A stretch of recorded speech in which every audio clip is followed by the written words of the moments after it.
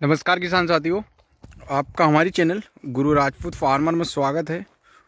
और जैसे अगर देखेंगे हम तो ये खड़ा अपना बिग बुल जिसमें कि कल्टीवेटर लगा हुआ है और इसमें बूटला है जो पट्टी रहती है जो मिट्टी को बराबर करने के लिए, जो कल्टीवेटर पे हमेशा चलाते हैं हम। और साथ में ही अतिरिक्त में हमने जोड़ा है जो खंभा, जो ज़्यादा वेट और ये मिट्टी को ठासने के लिए, और ये जो डिम्बल है इनको फोड़ने के लिए। तो ये खेत है हमारे मक्के वाला प्लॉट है मतलब। और इस प्रकार से हमने प्लाऊ किया था। प्लाऊ करने का खास कारण अभी मैं बताता हूँ आपको। तो ये डंठल जैसे थे मक्का का जो बेस्ट था, हमने जैसे खड़े खेत में रोटावेटर किया था जैसे कि मैंने आपको बताया था पहले भी। और उसके बाद फिर सेकंड बार भी रोटावेटर किया ताकि मतलब जो इससे बड़े डंठल थे तो इनको 2 बार में तोड़ने के लिए, मतलब इसमें से बीच में से आधा हो जाएगा तो प्लाऊ में बिल्कुल भी दिक्कत नहीं होती। तो इसके लिए हमने खड़ी मक्का में एक बार रोटावेटर भी किया, फिर उसके बाद एक दिन धूप खिलाया, फिर सेकंड बार किया और उसके बाद प्लाऊ किया। प्लाऊ करने का खास कारण जो मक्का का बेस्ट है उसको पूरी तरीके से मिट्टी में दाबना, और जो मक्का की जड़ें रहती है जैसे कि मैं अगर दिखाऊं आपको तो इस प्रकार से जो जड़ें रहती है जो कि पूरी ज़मीन को कस लेती है पंजा जमा के, जैसे कि हमने देखा होगा। तो पूरी जो जड़ रहती है तो उसको पलटाना था या पूरी तरीके से निकालना, जो कि इस प्रकार से रहती है पूरी मिट्टी में। तो उसको पलटा कर और पूरा बेस्ट को दाबना था हमें, ताकि मिट्टी में पूरा बेस्ट भी दब जाए और जड़ निकल जाए, ताकि हम अभी जो मूंग लगाएंगे तो मूंग का उत्पादन सही रहेगा और मूंग की जड़ों का ग्रोथ भी अच्छी रहेगी। तो इसके लिए हमने प्लाऊ किया। तो इस प्रकार से जैसे हमने एक बार रोटावेटर किया फर्स्ट टाइम, फिर सेकंड बार किया, अभी प्लाऊ किया, फिर अभी जो कल्टीवेटर चल रहा है इसके बाद रोटावेटर करना पड़ेगा।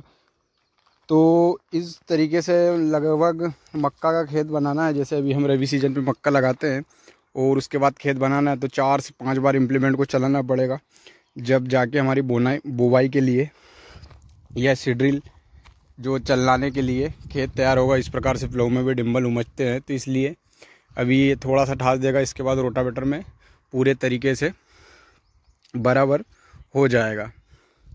तो इस प्रकार से जैसे हमने मक्का का खेत था जो कि पहले खड़ी मक्का में रोटावेटर किया, फिर उसके बाद सेकेंड बार किया ताकि मक्का का जो डंठल 2 फीट का बचा हुआ था उसको 1 फीट में कन्वर्ट हो सके, मतलब एक बार वो टूट सके।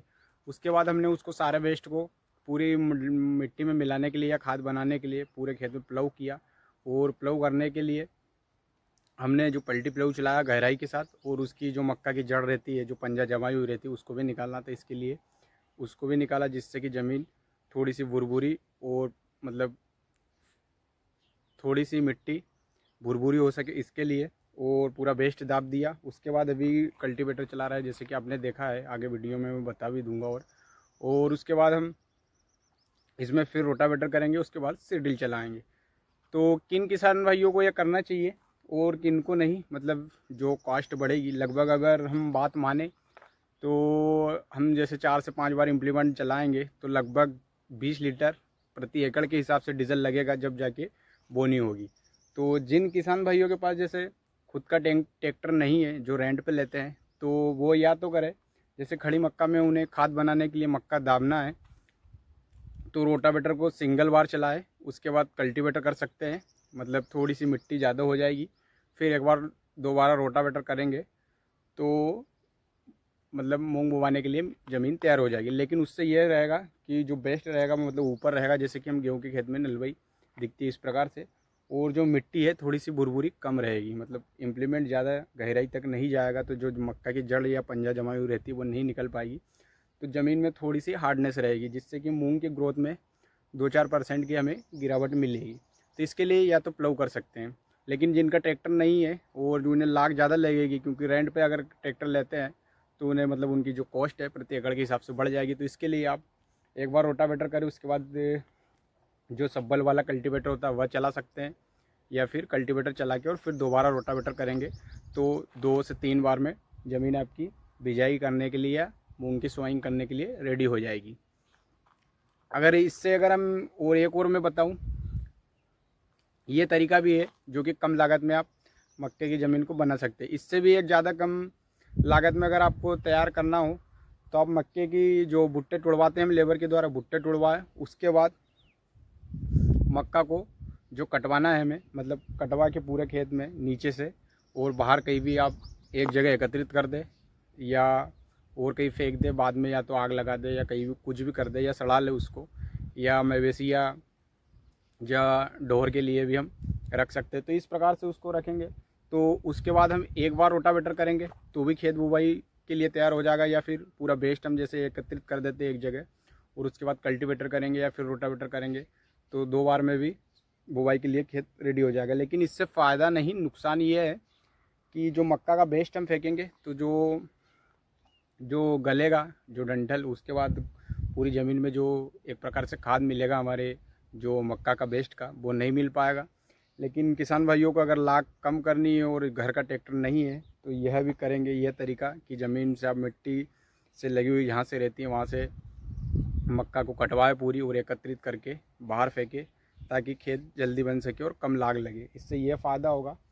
और अगर मक्का का वेस्ट नहीं दबेगा तो जैसे कि अगर मूंग में पानी थोड़ा सा लेट होता है 2 दिन या 4 दिन, तो मिट्टी में नमी कम रहेगी क्योंकि पूरा खेत काला रहेगा। तो और अगर जैसे हम मक्का का वेस्ट या नरवाई गेहूं का वेस्ट जो दापते हैं, जो स्ट्रॉ मक्का जो गेहूं की या मक्का का जो प्लांट पूरे ज़मीन में दापते हैं, तो इससे कहीं ना कहीं ऐसा रहता है कि जब हम लास्ट टाइम जब फूल की अवस्था पे होती है तो थोड़ी सी पानी की दिक्कत हो जाती है, तो पानी समय से नहीं मिलता। अगर जैसे आज लगना है पानी और 2 दिन बाद भी लगेगा तो कुछ हद तक जो मिट्टी में ज़्यादा नमी रहेगी क्योंकि जो वेस्ट रहेगा वो नमी पकड़ के रखेगा। तो इससे एक फ़ायदा ये भी होता है। तो इस प्रकार से कुछ बेनिफिट भी है और कुछ नुकसान भी है। तो यह प्रकार से हम मक्का का खेत रेडी कर रहे हैं क्योंकि हमें तो दिक्कत नहीं है, हमें वेस्ट को दाबना है ताकि खाद भी बने और आगे भी उसका फ़ायदा रहेगा।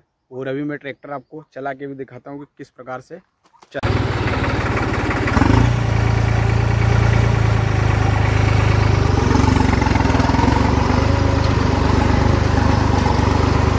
तो इस प्रकार से ट्रैक्टर चलता है, ज़्यादा तेज़ नहीं चला सकते क्योंकि ट्रैक्टर कूदता है जब डिम्बल पे चढ़ेगा तो, या मिट्टी का जो डिम्बल रहेगा उस पर। और अगर पीछे की बात करूँ मैं तो इस प्रकार से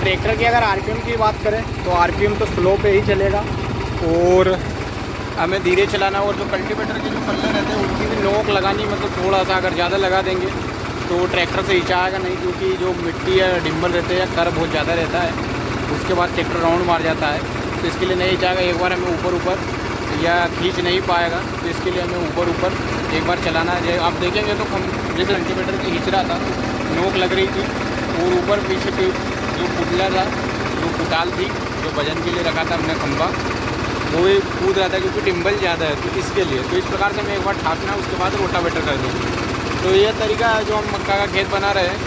और आप सभी किसान भाइयों को अगर वीडियो पसंद आई हो तो वीडियो को लाइक करें, चैनल को सब्सक्राइब करें। जय जवान जय किसान। वीडियो देखने के लिए धन्यवाद।